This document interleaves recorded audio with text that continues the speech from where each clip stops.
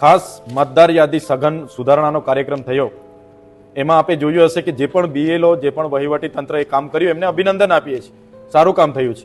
પણ એ પ્રક્રિયા દરમિયાન આદિવાસી વિસ્તારોમાં પણ જે કમિટમેન્ટ વોટો હતા એને કાપવા માટે હજારોની સંખ્યામાં 17મી જાન્યુઆરી અને 18મી જાન્યુઆરીએ 7 નંબરના ફોર્મો ભરાયા, જેના કારણે લોકોમાં ડર ઊભો થયો.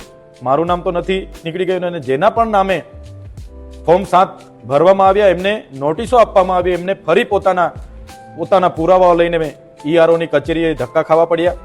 EROની કચેરીએ કામ કરતા લોકોના એ સમય, એ કામનો સમય એમાં વેડફાયો. ત્યારે બસ આ જ માંગણી છે કે ત્યાં CCTV ફૂટેજોના આધારે એમને આઈડેન્ટિફાઈડ કરવા પડે કે આ કયા લોકો હતા કે જેમણે બાબા સાહેબના સંવિધાનમાં આપેલા અધિકાર છીનવવાનો પ્રયાસ કર્યો, ચૂંટણી પંચને ગેરમાર્ગે દોરવાનો પ્રયાસ કર્યો. એમના પર કાર્યવાહી થાય એવી અમે માંગ કરીએ છીએ. જ્યારે મારી ચર્ચા ચાલુ થઈ, માનનીય મંત્રી શ્રી અર્જુનભાઈ મોઢવાણિયા દ્વારા પોઈન્ટ ઓફ ઓર્ડર લેવામાં આવ્યો, અને એ દરમિયાન લગભગ 38 થી 40 મિનિટ એ પોઈન્ટ ઓફ ઓર્ડરમાં ચર્ચા થઈ.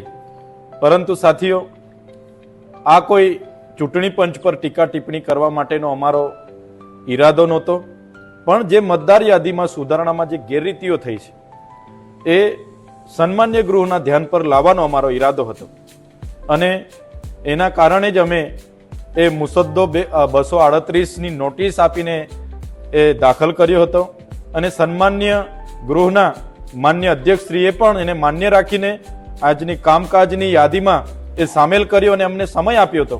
એટલે એમનો પોઈન્ટ ઓફ ઓર્ડર રહેતો નથી, અને અમને આજે તક મળી છે, જે બદલ સન્માન્ય ગૃહના અધ્યક્ષશ્રીનો પણ અમે આભાર માનીએ છીએ.